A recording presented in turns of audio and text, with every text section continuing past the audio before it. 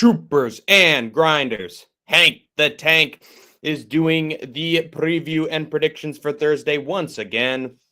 And we got UFC Fight Night, Royval versus Kape. I'd say this is a pretty solid event to end the year.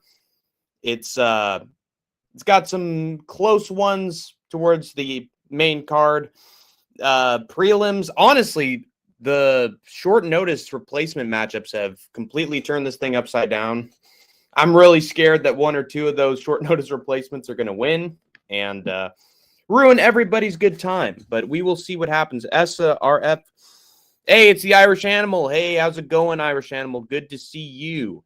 Yeah, I'm looking forward to this event. I think sort of like the pay-per-view that came before it, it's going to be really stacked towards the very end. And, you know, prelims are going to be sort of a non-affair, although I do think the new matchups that have been added will produce a lot of new finishes. I think they're going to give us some exciting moments, so I think both of them are actually really good additions to the card because I think we're either going to get a crazy upset performance or a huge finish from from UFC vets. So it'll be fun either way.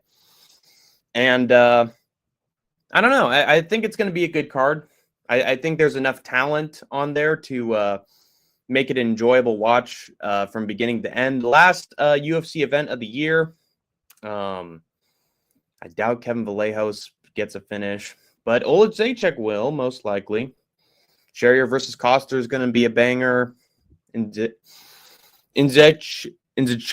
versus Buchecha. That's a guaranteed finish, so I think there's some sleeper hits on this card. I think this card is going to deliver more than people expect. So you gonna watch UFC BJJ tonight?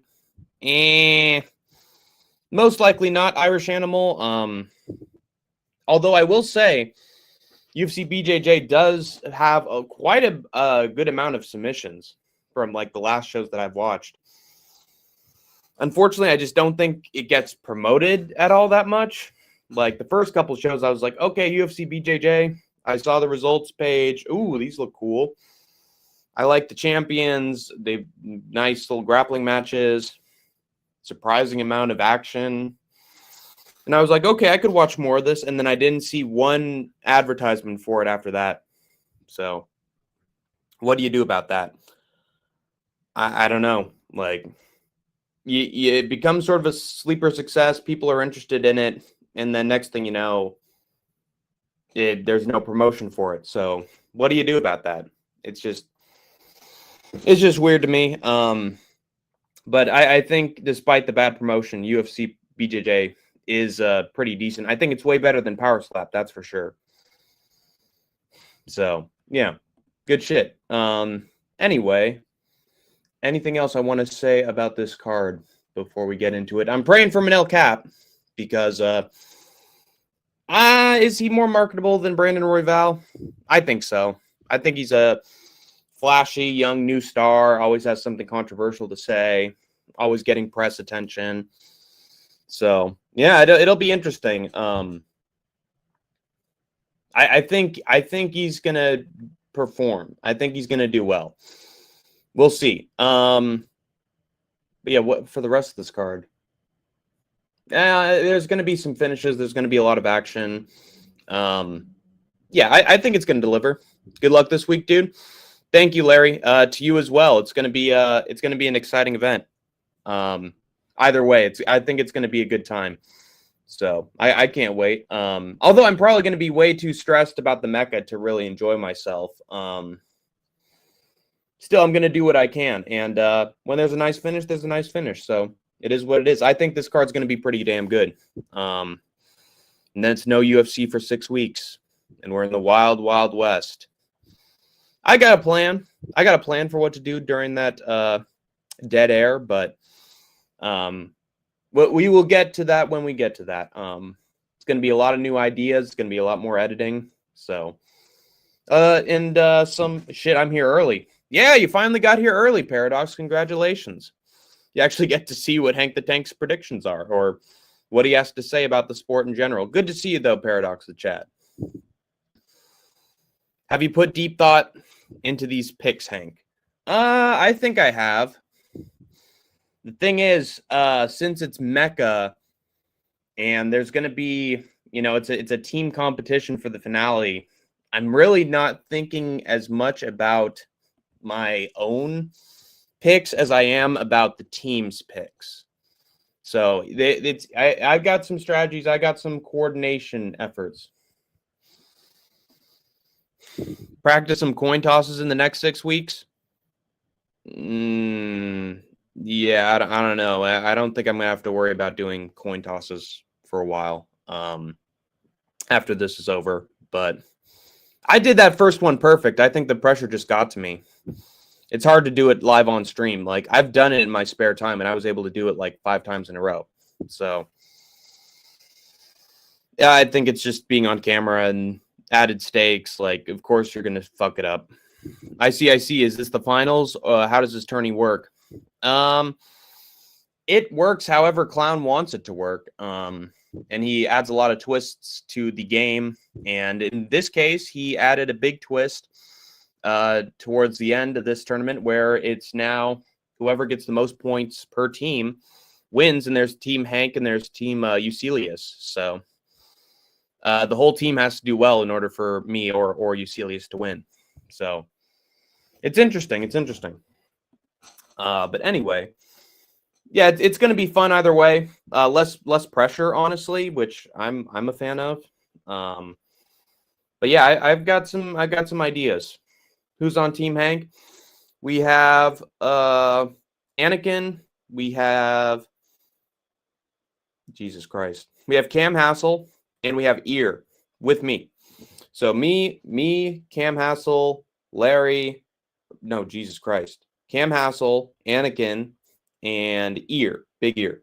Let me try that again so that I don't screw anything up. We got Hank, we got Anakin, we have Cam Hassel, and we have Big Ear. And those are on Team Hank. And on Team Eucelius, we have the man down here, Larry CTM, with Eucelius, with Charles Smith, aka Pubehead, and Hunt. The Hunt is on their team, which definitely provides an X factor. And we'll see if it pays off or not. But yeah, it's interesting. There's some wild card elements there, and Hank is looking at it very, very closely. Legendary lineup, great group of people. Hey, it's a wonderful group of people. But anyway, yeah. So it'll be in. I think it'll be competitive. I think there's a small group of outcomes that can occur because of who's on whose team, and I'm considering all the variables.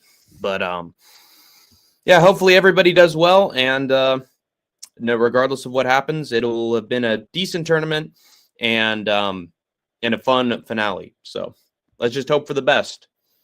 Anything else I want to say? I don't think so. All right, let's get into the picks.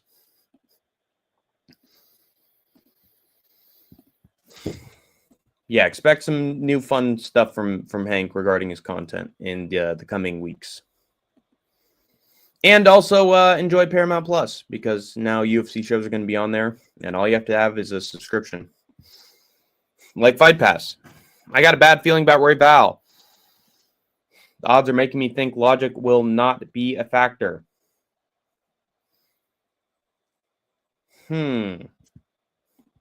Is Kape the favorite? Yeah. We'll see. It's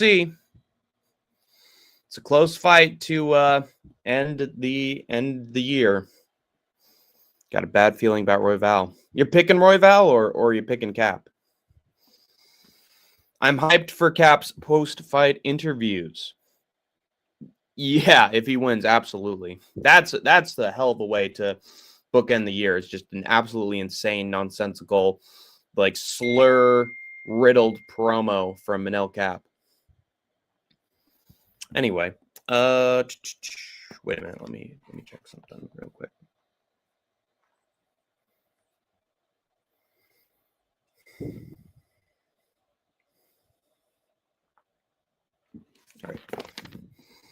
First fight is between Teresa Bleda and Jamie Lynn Horth. Hey, yo. Hey, it's Charles Smith. How's it going, man? I'm sad that you're not on Team Hank. I know there was an opportunity to, and I fucked up again. But I wanted to have Charles Smith on the team, but it just didn't work out. Van is piecing you up. Cap can too. Yeah, that's why I got a feeling, but we'll see. I suppose Royval did get dinked against Van. He did. Charles Johnson KO'd Van. People forget, man.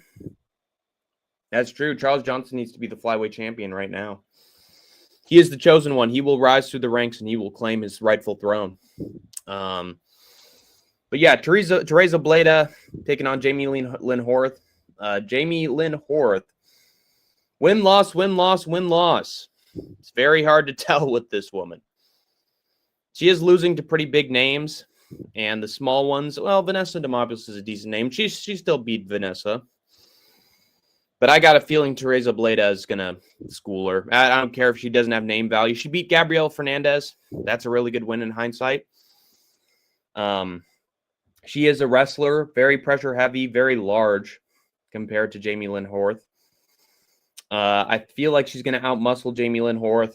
I feel like Jamie Lynn Horth is just dealing with the bigger version of her. And I think Teresa is going to be pretty damn good at getting Horth down to the ground. Now, Horth might scramble up. Horth has solid grappling herself. But how many times is she going to be able to do that before Teresa Bleda just starts getting takedown after takedown and wearing her out and, leaving her just a tired mess? Yeah, I don't know. I think Bleda's going to I think she's going to smother her. She's going to exhaust her. And her game plan's very limited. She's a one-trick pony. Her striking's pretty shit. But I trust her to have success in the wrestling here. And I think it's going to pay dividends. And she's going to win a unanimous decision. So give me Bleda by decision. Women's MMA fights always be tricky. Yeah, but then there are always some where you're just like, yeah, it's probably going to work out that way, right? Yeah, this person's got the X factor that's going to let him win, right? Sometimes there are one-sided women's MMA fights. Fernandez is no joke. No, she isn't. And that's why I value that win a lot. Here comes the heavyweights. This should have been on Dana White's Contender Series. Yeah, it should have. Mucks up the card for all of us because now we're just like, oh, God, flip a freaking coin. Who knows who wins this one? Two fat asses with very little experience. Just throw in whatever their coaches told them on the amateur scene against each other and praying one of them lands. In this case, I think it's going to be Alan AJ Fry. Guilherme Pat, he's a karate fighter. He sort of kicks at range. He throws at range. Very technical. But the thing is, he wears out quickly. And against someone with some pressure who is just trying to take your head off like Alan Fry, I don't know, dude. I think Guilherme Pat's just going to be sort of a point fighter here. He's going to try to throw some shit from far away. I doubt something big lands and puts Fry out. I think he's mostly just going to be kicking at the shoulder, at the forearms, kicking at the legs. And then Fry's eventually going to have him up against the cage or wrestling him or pressuring him. And I think Guilherme Pat's going to sort of struggle a little bit. I think he's going to start to wear out. I really don't like Guilherme Pat's fight IQ. He's winning decisions against 0-0 guys. Jab, meh. Just bad competition, 4-4. I feel like he's going to be really slow out the gate. I don't think he's going to be some killer in there, and that Fry's going to, Fry's going to just lay down for him and just get caught perfectly. I don't think that happens. I think it's more like Alan Fry is going to sort of give him a pressure-heavy game he hasn't dealt with against a lot of people, and eventually he's going to just start to go on autopilot, Guilherme Pat, and then Fry's just going to sort of put him out at some point. So give me Fry because he actually has the will to win and doesn't, isn't technical to the point of he's stepping over his own feet. All right, next we got Luana Santos taking on Melissa Croden. Let me there we go. Wait. There we go. All right, so I still want, here, let's do this. Okay, good. Wait a minute. Perfectionist coming through. Here we go. Luana Santos in Melissa Croden. Philip J. Fry. Wait a minute. Are you talking about Back to the Future right now, Charles Smith? Oh, no. Futurama. Are you talking the pizza boy who gets stuck in the cryogenic chamber with old Seymour left out in the cold to die from frostbite? I think so. Philip J. Fry. I'm supposed to be in the past delivering pizzas. Oh, this is heavy. Well, this beats being a pizza delivery boy. Bender! You can't just be setting people on fire, drinking beer, and slitting people's throats. There's got to be a little bit of humanity to you. I don't give a darn. As long as they're pumping me full of motor oil, I'm as high as a kite. Woo! Woo! We got to get Bender out of here. He's going to cause a scene, Mila? Or what is her name? Sheila? What's the name of, oh, shoot, Futurama. But isn't it Sheila? Leela. Yeah, it's Leela. Come on, Leela. Amy! We got to get Bender out of here. He's causing a mess. Leela, that's right. Oh, geez, Seymour. What happened to you, old pal? You're just a frozen fossil. You look like I cremated you and shit you out for breakfast. I'm going to bury him right where he would have wanted to be, that pizza shop. When he was waiting for me, I got to let Seymour be free. Oh, you can't, Fry. Because you see, it's under military crackdown. They banned pizza long ago, Fry. You're kidding me. They don't have fries. They don't have pizza, pepperoni. They don't got pasta here in the future. I gotta kill myself. I gotta jump off a building. This isn't where I live. Sorry. Shut up and take my money. Anyway, Luana Santos versus Melissa Croden. Melissa Croden shocked a lot of people. Beat Tainara Lisboa, even though she was on the amateurs. Just getting some ground and pound on some bums. I thought, no way she takes out a UFC vet, and she did. She is very tough indeed. Look at those fucking guns she's got. Holy crap. She's a large lady. 5'9" compared to Luana Santos' 5'6", but you know what they say. The bigger they are, the harder they fall. And Luana Santos, I think she's going to put it on Melissa Croden.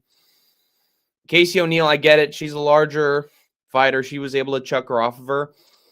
But Croden, I don't know. She got taken down a little bit by Lisboa. Scrambled to her feet, but Luana Santos is sort of a sort of a mousetrap once she gets on top of you. I think maybe it was too much too soon with Casey O'Neill, but I doubt that Croden has the fight IQ of Casey O'Neill, or the veteran grit, or the toughness, or the durability, or what's the word for it? I had a word for it. Now I'm not thinking of it. The perseverance of Casey O'Neill. I think Croden's gonna just, I think she's gonna get taken down early, and you can't allow Luana Santos to take you down early because she's just gonna keep doing it to you. I think Croden's big enough to stay out of trouble, but I don't think she is big or strong enough to be able to stop every single takedown. And she's also just very clunky with her striking, very pressure heavy and throwing wild shots. Whereas I think Luana Santos is going to be more composed. Maybe she's going to equal her on striking numbers. And then I think she's going to take her down when she needs to and win at least 2 out of the 3 rounds. So not picking the Croden comeback. I'm picking Santos by decision. Casey O'Neill, the gatekeeper. You don't know what it's like to be an MMA fighter. You stupid hand sanitizer boy. Anyway, next we got Sean Sheriff. Sean the Sheriff in town, brother. Yee! Taking on Steven Asplin. My arch enemy. Concrete. Yeah, if it's concrete, it's wet. Sean Sheriff lost to Junior Tafa, which is like the lowest level of competition you can lose to. He's taking everybody else out with strikes, being the scarier brawler, bruiser, but sorry. Now I think he's met his match. In Steven Asplin, I need a tissue.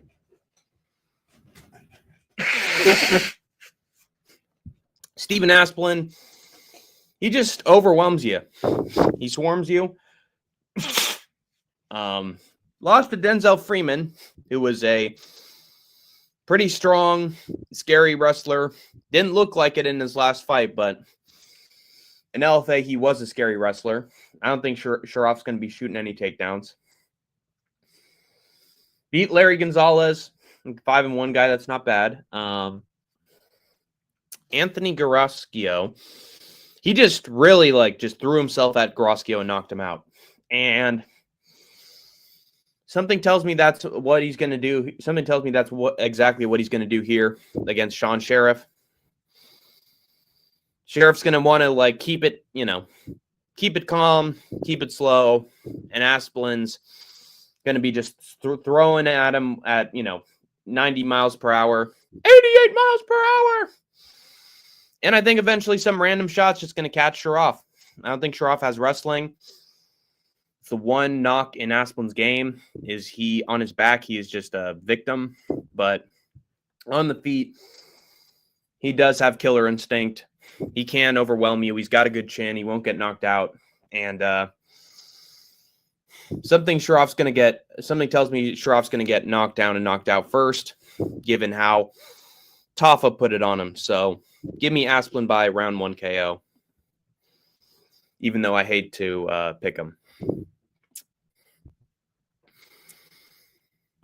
The man with the belly gut is back. Yeah, the Dana toe sucker.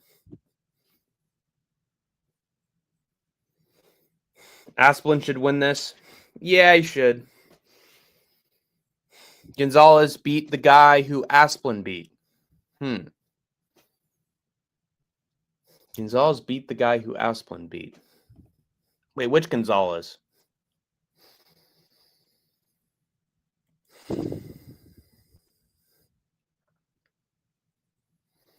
I know there's a Gonzalez, but I can't remember the one from Dana White's Contender Series.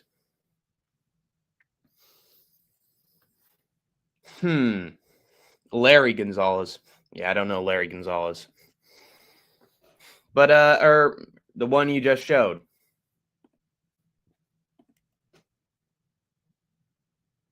There's Sean Sheriff.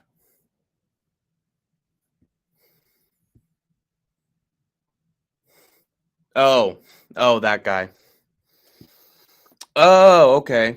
That was beat the guy who Asplin beat. So he beat Graschio. I see. Interesting. Gotcha. All right, next we got Yaroslav Amosov against Neil Magny. Amosov, I feel like he's just as good as, Jake Matthews, if not better with the wrestling. Better in submission ability. Just whether or not he can get Magny down to the ground, which we've seen is the case. Zaleski got him down. Matthews got him down. Michael Morales at one point got him down. Mike Malott got him down. So, yeah, Magny, he's really good at the comeback. He is the comeback king. But Amosov's is sort of a tough out for Neil Magny. I doubt Magny has the power of Jason Jackson. If he catches Amosov, he's not going to put him out. And I think there's going to be too much time and too much room for Amosov to take Magny down and just do what he wants with them.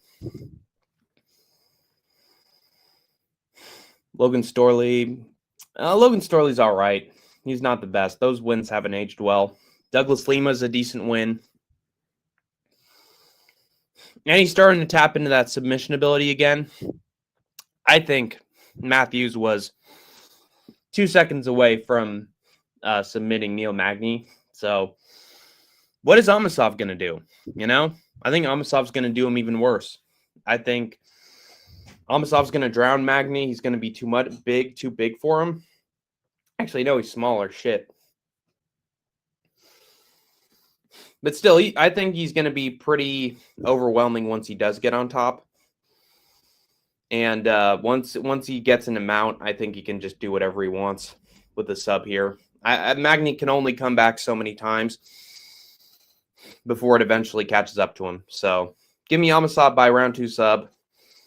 No comeback for you, Magny.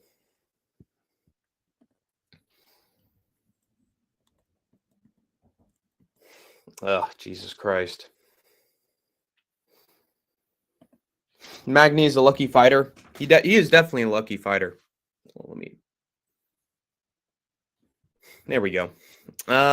Then we got Joanderson Brito in the first of the 2 scary shake-up matches against Isaac Thompson, who I know. If you can believe it, I've actually seen this guy fight in LFA. I was there when... Oh, God, who did he beat? I was there when he beat Israel Delgado. I picked him to beat Delgado. I believe he was Team Uriah Faber, and he showed out. Didn't win a very impressive decision, I will say, but he did beat him. But he also beat a 10-2 guy by split, which is sort of scary. Sort of scary that he's beaten a guy with that name and that record by decision in his 1 month ago. But I still think that Brito beats him. I think Brito is going to give Isaac Thompson troubles he's not dealing with on the regional scene. Aside from these fights, William Gomez is tough. Pat Sabatini's just smothered. Thompson is not that. Thompson is more like Jack Shore. He's more like, Jonathan Pierce in that he's more of a stand-up guy. And I think Brito is just sort of a scary sub-artist. I think he's deadly on the ground. He'll latch up a ninja choke on Isaac Thompson, I think. I think he's going to either get him in like a guillotine or a rear naked choke, armbar, something like that.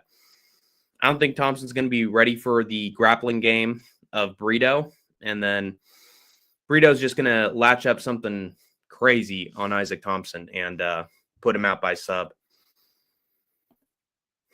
This fight will depend on if Brito worked on his takedown defense. I think even if he doesn't, he'll latch up something crazy. I think he'll put Thompson in a very weird position. Because he has a lot of power. He has a lot of strength and energy. Isaac also KO'd Douglas. Douglas Lima? Or...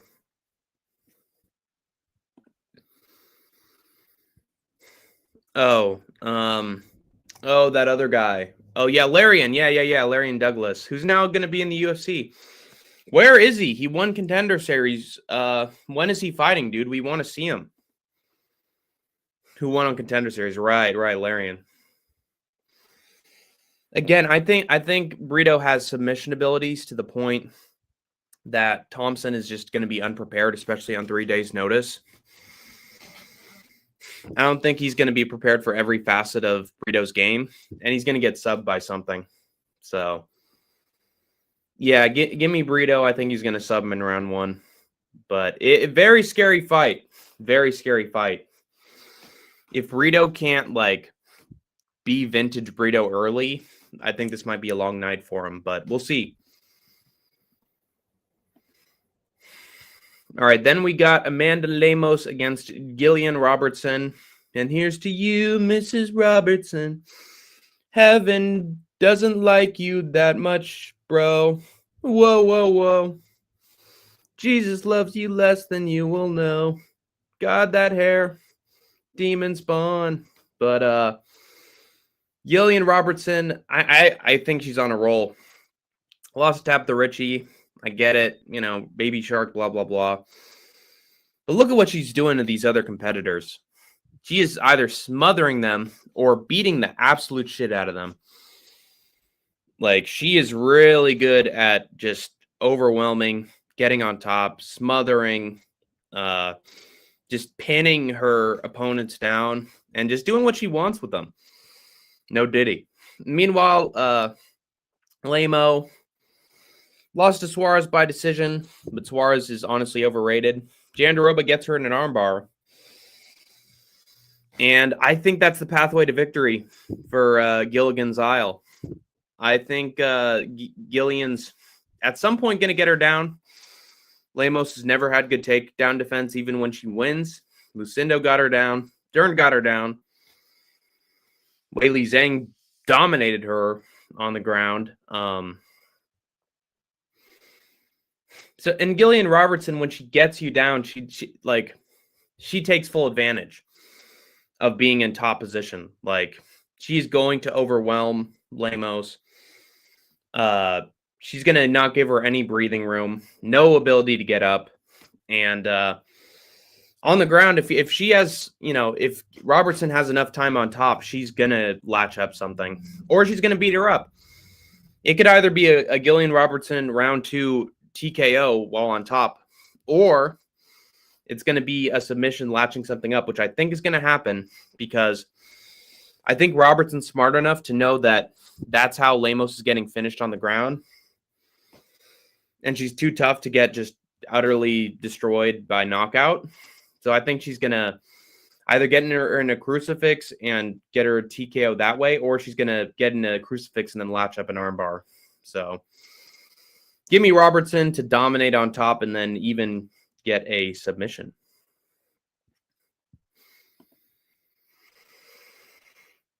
Poison Ivy is going to win again.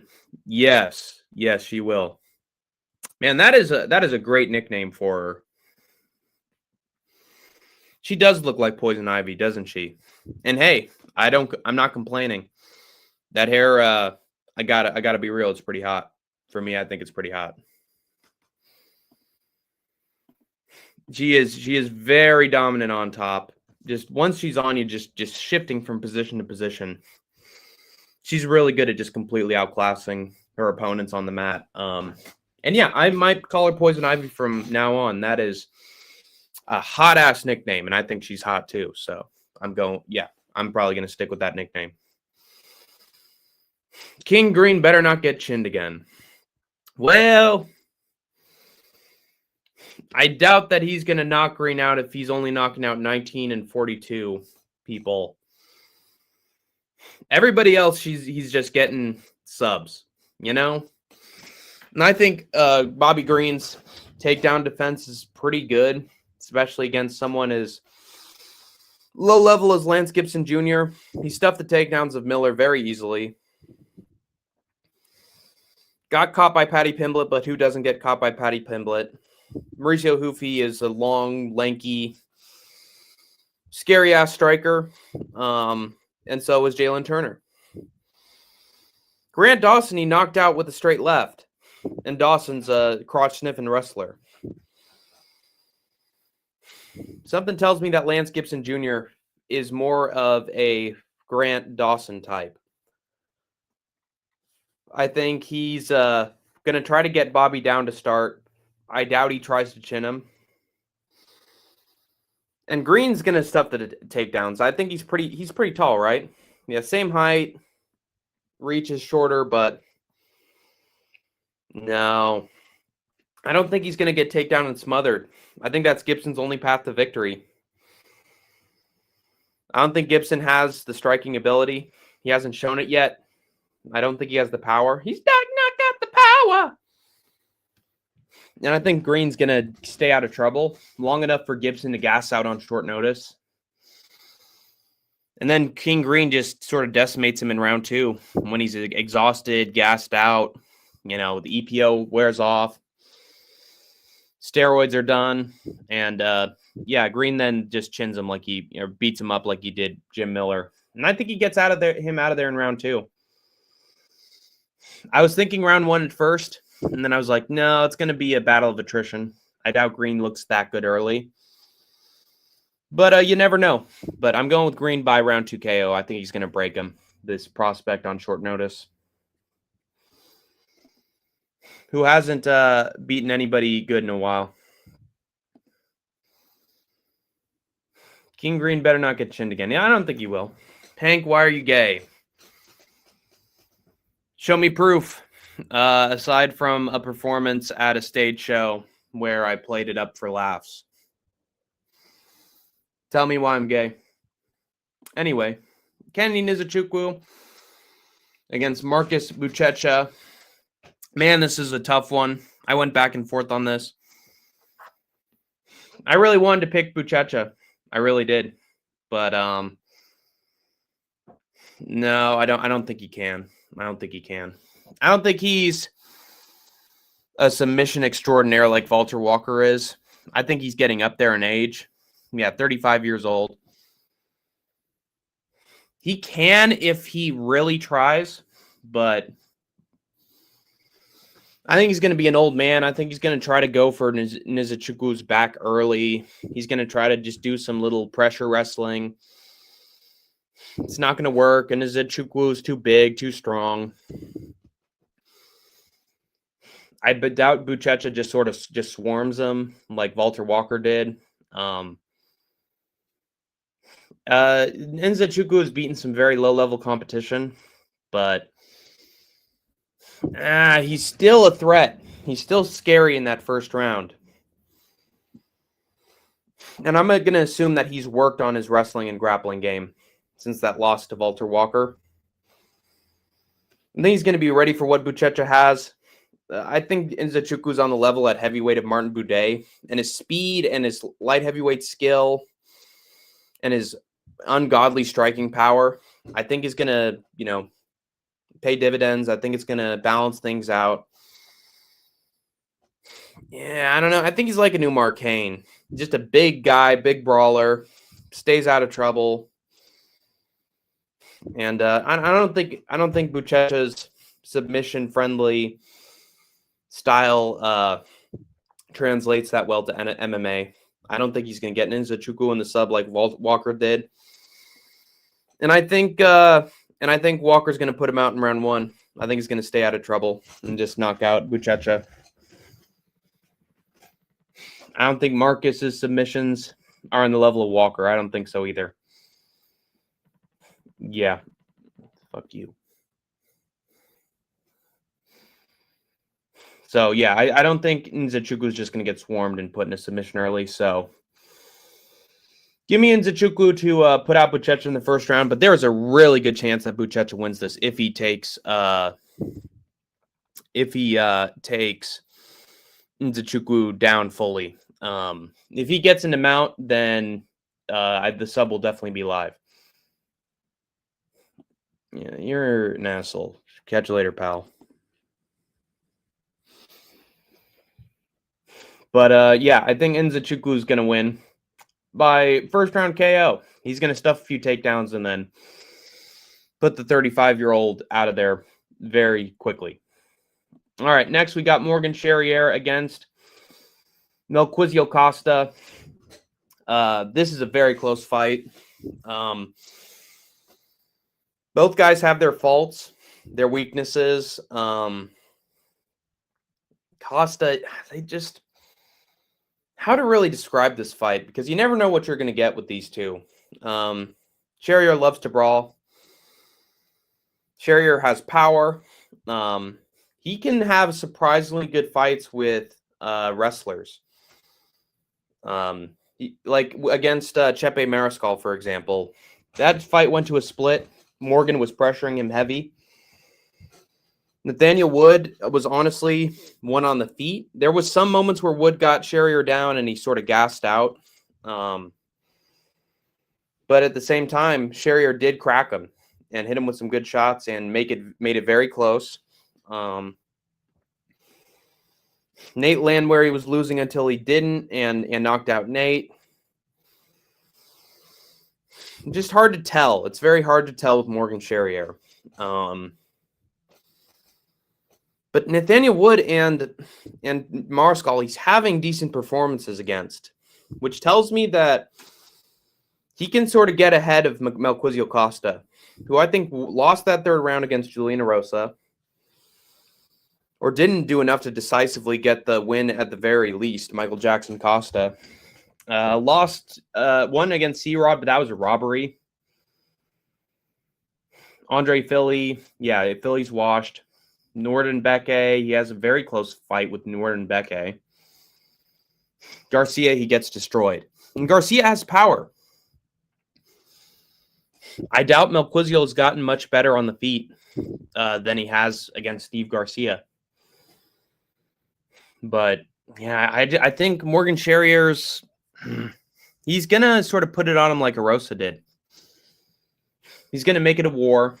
He's going to hit Costa definitely with the better shots, with the bigger shots. And Costa's best bet is that he takes Morgan Sherrier down and sort of outlasts him on the ground for a majority of the fight. I don't think he can. And on the feet, I don't think there's any competition. I think Costa has volume, but Sherrier has the power. And he's definitely going to be hitting Melquizio with the better shots. So give me Morgan Sherrier. This is a very close one. Yeah, Costa's slight favorite, but it's near even. I think it's going to be Sherrier by decision, but you never know.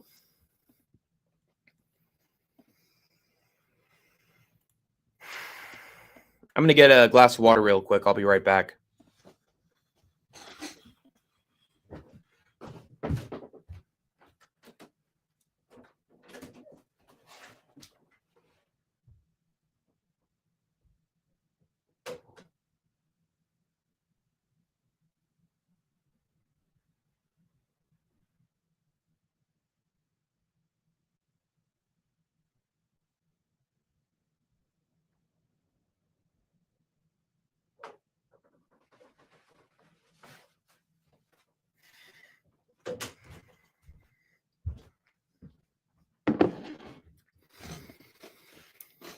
I'm drinking coffee.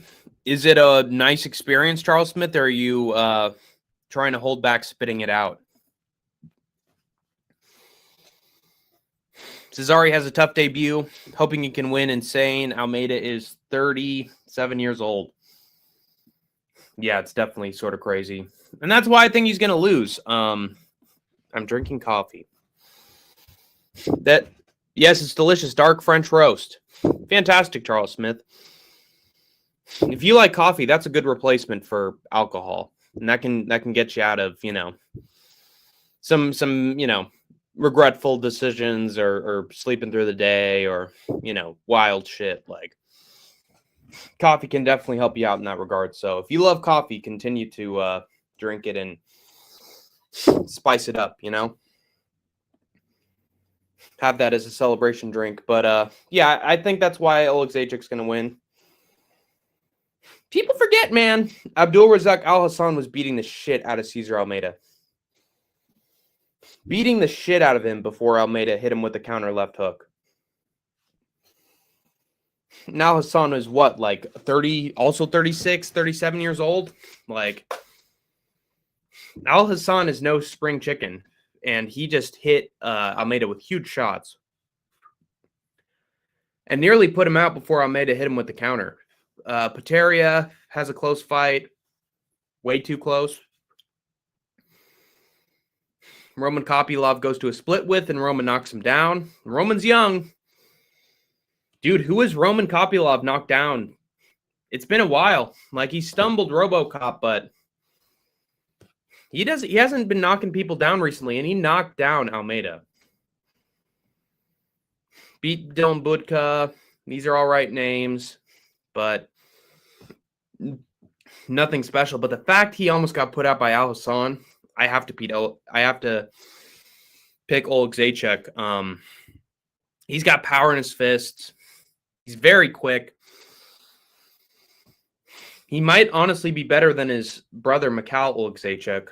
Guy's just got lightning speed, long reach, if I'm not mistaken. Yeah, long reach, and he uses it well. He's bigger, and he's faster. Cesare is a freak athlete, and he hit Theo Haig with just a bullet. Like, what is it? What's with a laser fucking focused shot, like laser precision shot, very quick, fast as a bullet. And I think he's gonna. And you know what dropped Almeida was Kopylov hitting him with just a straight shot right down the middle, super precise, lightning quick. I think Cesare can do the same and more. I think they're going to be trading. Almeida isn't that smart on the feet, honestly. He puts himself in trouble way too much. At 37, he's probably only going to get slower, and Oleg Zajac's going to retain the same speed. And yeah, at some point, Oleg Zajac's going to come in with just a boom, bink, perfect shot with a dart, and I think Almeida's going to get put out. So Oleg Zajac by round 1 KO. I don't think he's winning by decision. I just think he's too quick. Too quick, too powerful. So yeah, I think Almeida's going down in the first round. Next, we got Giga Chikadze taking on Kevin Vallejos. Man, this is tricky. But I'm going with Vallejos because he just has too much in his back pocket to lose here. We saw that Giga Chikadze got taken down by David Onama, and that's all Onama needed to win.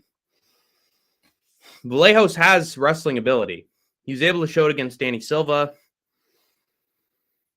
On the regional scene, he showed that he has a little bit of wrestling in his back pocket. But he beat Danny Silva with the wrestling, for the most part, if I'm not mistaken. And Chikadze loses to Arnold Allen, and Allen just barely outpoints him. Kevin Vallejos can do the same thing. Got whooped by Calvin Kattar, which is a horrible loss in hindsight. Wins against Alex Caceres, but that was way too close. And I don't know, dude. I think if Vallejos can shoot takedowns, he can win this. If he can get Chikadze down like Onama did, and Chikadze just allowed it. He accepted bottom position once he was down there. Vallejos is smart, I think. I think he usually has pretty good game plans. He has ways to get out of trouble. He could crack Chikadze with something nice. He still has power. He still has really good timing. Just because he went to a decision with Danny Silva doesn't mean he can't still crack. And since this is the smaller cage, I think Giga's going to be circling way tighter. I think Vallejos is going to have him up against the cage more, pressured. I think Chikadze likes the big cage where he can get his game off, but it's going to be harder to do that against a pressure brawler in a smaller cage. So I think Vallejos is going to find success on the feet, striking, circling with him.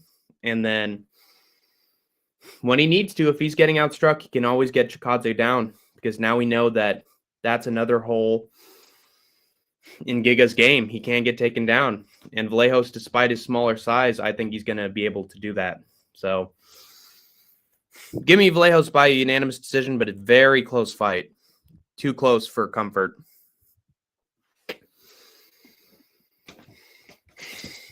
And then finally, we got Brandon Royval taking on Manel Kape. Man, this fight is going to be wild. As long as it lasts, it's going to be an absolute banger. Both these guys are just going to be swinging for the fences, having some brawls. But I don't know, dude. I think Kape's quicker. I think Kape is more unpredictable. He's faster than Royval. He has power. Royval, for as much as he can crack you with a shot, ooh, that got a reaction out of the other guy. He's not the kind of fighter where he's putting you out. It just doesn't happen that much. Mateus Nicolau, I get he knocked him out with the knee, but that was perfectly timed. Against Moreno, he doesn't show any of that killer spirit. Against Pantoja, he doesn't show the killer spirit. He doesn't hit him with well-timed shots. He just hits him with nice little jabs, 1-2s. Tatsuro Taira, he has jabs, 1-2s. And then Joshua Van, he does more unorthodox shit, but then he gets caught. He allows Van to stay in it. And Van eventually wears him out and catches him with something. And as far as I'm concerned, that's the blueprint for Kape to beat him. Kape's just going to be quicker. He's going to be hitting him with unorthodox shots he doesn't see coming. I think he's going to beat Brandon Royval at his own game. I think it's going to play out like Joshua Van, where it's very close, back and forth war. Royval stings Kape, Kape stings Royval, but eventually, whether it's through eye pokes or, body shots or beautiful 1-2 combinations and overhands and hooks, I think Kape is going to catch Royval slipping.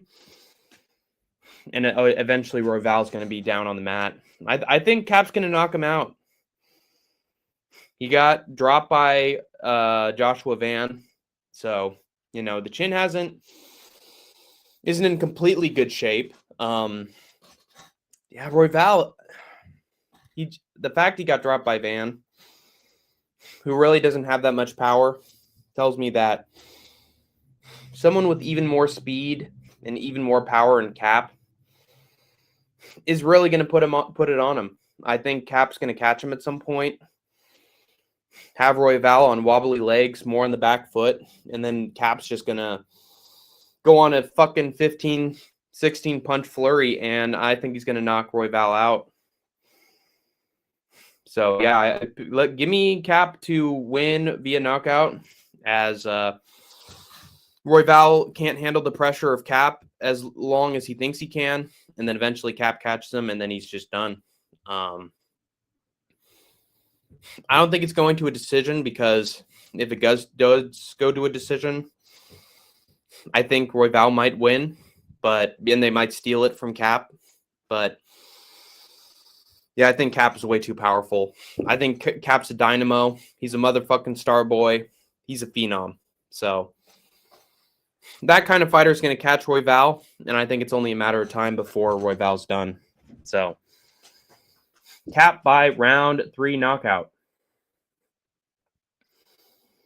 And that's going to do it for Hank's preview and picks for Royval versus Kape. It's going to be a good show. Plenty of finishes, plenty of memorable moments, plenty of good fights. So, yeah, let me know what you guys think. Do you agree with Hank the Tank on all his picks, or do you have some disagreements? Do you disagree with the methods of victory I'm thinking of? If so, let me know. But yeah, I'm going to be wrapping it up in a couple minutes. So if you have anything else to say to the Tank before he signs off, I agree with most of the picks. Sweet. All right. Well, that's good news. All right. Yeah. Let's do this, man. Come on, Anakin. We can do it, man. We can win this one. If we go by the game plan and we mind our P's and Q's, I think we can do pretty well here. But yeah, until then, yeah, I'm gonna leave you guys until this weekend. We got this. Yeah, I think we do got this. I think we're smart. We're not gonna take too many risks. We're gonna out-volume the competition. I think we're gonna be too consistent for him. But that's just me. Who knows? Maybe Charles Smith and Hunt pull through and end up like delivering beyond expectations, but you never know. What's up, brother? Trace, once again, you catch me at a bad time. Good to see you. It's good to see you too, Trace. I'd recommend scrolling back and watching Hank's preview and picks, because I just got through all of them. But I appreciate you being here, Trace. It's always nice to see you. Are you excited for this card? What are there some underdogs that you're picking? If so, who? Good to see you, man. Way back to the skate tank days. Trace, the split decision days. Loyal follower, my friends. Loyal follower. Let's go. All right. All right, I'm going to wrap it up. Thank you guys all for watching. I have been Hank the Tank. You've been the Troopers and Grinders. And as always, you have escaped the war zone for now. Oh my God! Amy, you're covered in some sort of strange pink goo. Explain this to me, Professor. What's going on? I can deliver things good. Better than pizza, I'll tell you that much. Bender, you're the best pal a guy could have. With your brains and my heart and my brain as well, nothing can stop us, right, Leela? We can destroy that entire planet if we wanted to. We are the future. I'm American as apple pie. I'm your average Irish Joe. But me and Bender, we're two peas in a pod, man. We can do anything together. Isn't that right, Bender? Oh, don't wake me up. Oh, I'm just getting over the hangover. Bender, wake up. What's gotten into you? I thought robots don't sleep. Well, we have to. I was having a wet dream, Fry. When you evilly interrupted my love-making wet dream session. You're an idiot, Fry. You're not going to do anything with your life. Yes, I agree. That's scientifically possible. It's scientifically proven that Fry cannot do a single impactful or successful thing. He didn't do so in his life and in his previous life, and he can't do it now. Oh, you guys are right. I'm too stupid and daft-headed to do anything like that.